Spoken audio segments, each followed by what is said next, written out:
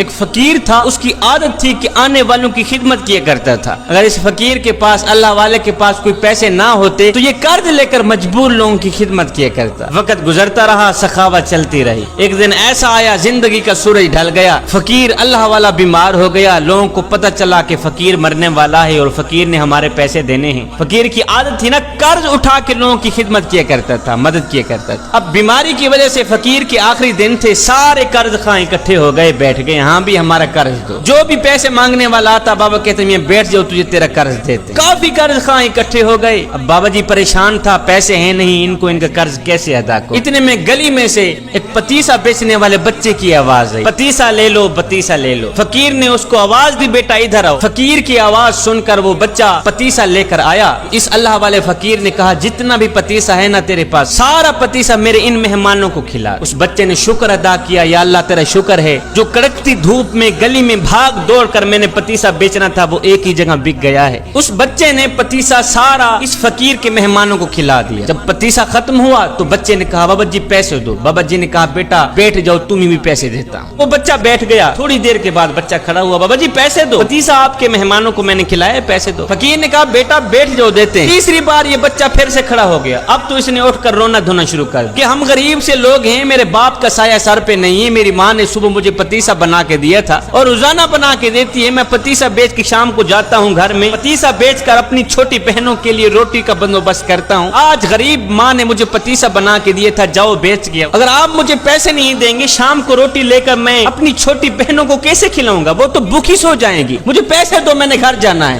میری ماں میرے انتظار میں ہوگی۔ اب اس بچے نے کیا کیا، اس نے رونا دھونا شروع کر دیا، مجھے پیسے دو، مجھے میرے پتیسے کے پیسے دو۔ ادھر بچے نے رونا شروع کیا، ادھر میرے رب کی رحمت کو جوش آ گیا۔ ادھر بچے کی آنکھوں سے آنسو نکلے، ادھر میرے کریم رب کی رحمت جوش میں آ گئی۔ بچہ رو ہی رہا تھا کہ ایک شخص آیا، اس شخص نے تھیلی میں پیسے رکھے ہوئے تھے، آ کر فقیر کو کہا بابا جی بندہ ہے نا چیز کا یہ تحفہ قبول کیجیے، میرے حق میں دعا کیجیے۔ بابا جی نے بسم اللہ پڑھ کر وہ پیسوں کی تھیلی لے لی، اپنے خلیفے کو کہا یہ لو پیسے، جتنے بھی قرض خواہ بیٹھے ہیں سب کو ان کا قرض دے دو اور اس بچے کو بھی پیسے دے دو۔ قرض والوں کو ان کے پیسے دے دیے گئے۔ اس کے بعد بابا جی نے کہا میاں تمہاری مہربانی، اپنے اپنے گھروں میں جا سکتے ہو۔ لوگوں نے کہا بابا جی جب پیسے دینے ہی تھے تو اتنی دیر سے آپ نے ہمیں کیوں بٹھایا؟ یہ مرید آپ کا پیسے دینے والا پہلے کیوں نہیں آیا؟ اور یہ پیسے دینے کے لیے پہلے کیوں نہیں آیا؟ یہ سن کر فقیر رو کر کہنے لگا بھائی پہلے اس لیے نہیں آیا کہ اس وقت تم میں کوئی رونے والا نہیں تھا، ایک بچہ رونے والا آیا ہے، سب کا کام کر گیا۔